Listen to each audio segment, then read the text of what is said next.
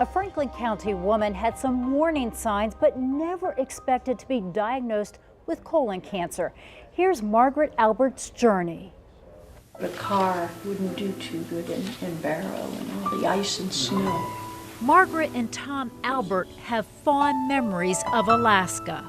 A lot of people that go there cannot take the weather or the darkness, and they leave the next day or the next week. We stayed for 22 years.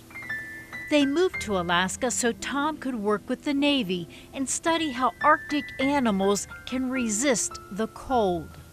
We lived in an Eskimo community called Barrow, which is at the extreme northern tip of Alaska. Most people have only ever heard of Anchorage or Fairbanks.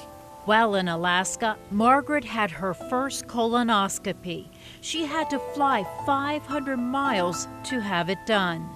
Everything turned out all right, except the bowel was not clean like it should have been. The doctor was not able to examine the entire colon. So the bottom line was it was an incomplete examination, but what was seen was okay. He said to me, the colonoscopy looks okay, but I think you need in 10 more years to go get another colonoscopy. In the meantime, Margaret and Tom retired and moved back to Franklin County, the place where they met and got married.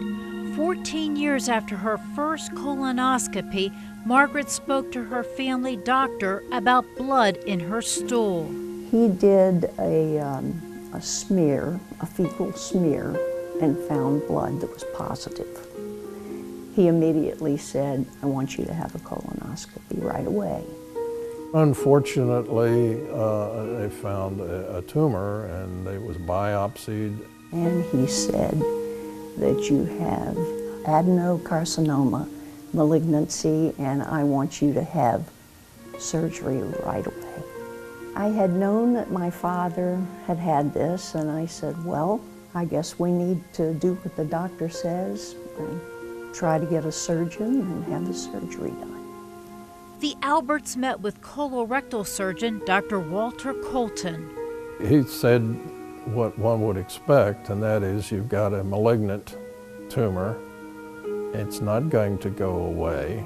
The only way to get rid of it is to surgically remove it. She would be an ideal candidate for a laparoscopic removal of this tumor so that the incision would not be very large and that she would not spend too much time in the hospital, not have much pain, there wouldn't be much of a scar. I think it was only a few days later that surgery was scheduled, and I was really impressed by how swiftly he moved. I was apprehensive like anybody would be, but I knew it had to be done, and I had wonderful support from my husband, and let's go get it done, and so we did it.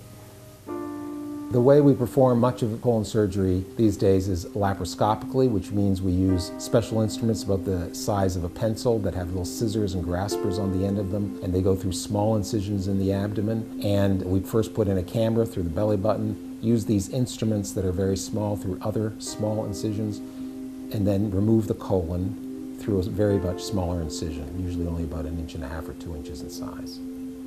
It actually went very smoothly.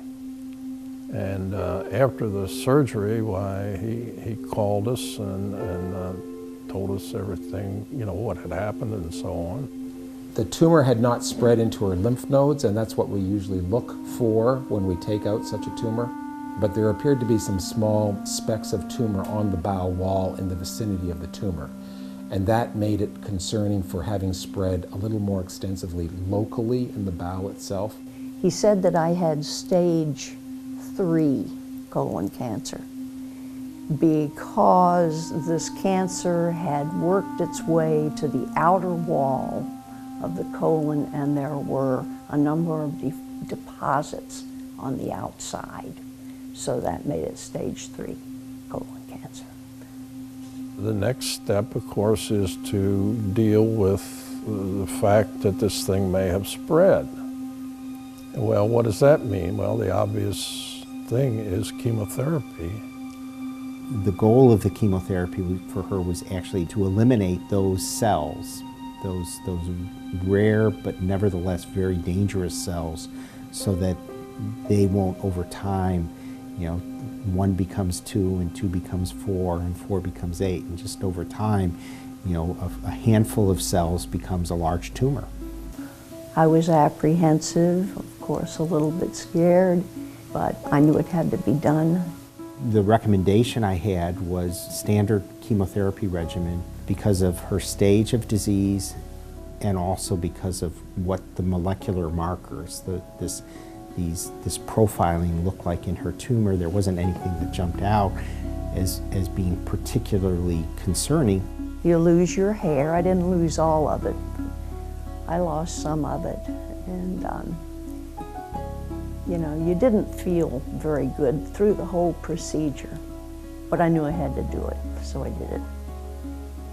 It was a lot of praying and a lot of just trying to keep her spirits up and not letting on how worried I was. Margaret's last chemotherapy treatment was on her birthday. We went to the Hershey Hotel, as a matter of fact, and we had a wonderful brunch. It was like a celebration. I was so happy. That's a birthday that neither one of us will ever forget. Margaret has had CT scans and blood work, and all have come back negative. She's doing really good, thank God. Her whole recovery since the end of the chemotherapy has been like a steady progression, you might say. I feel blessed. I feel very good and very thankful that this is in the past. Margaret had another round of blood tests late last month and everything looked good. And as you can see, she is doing well.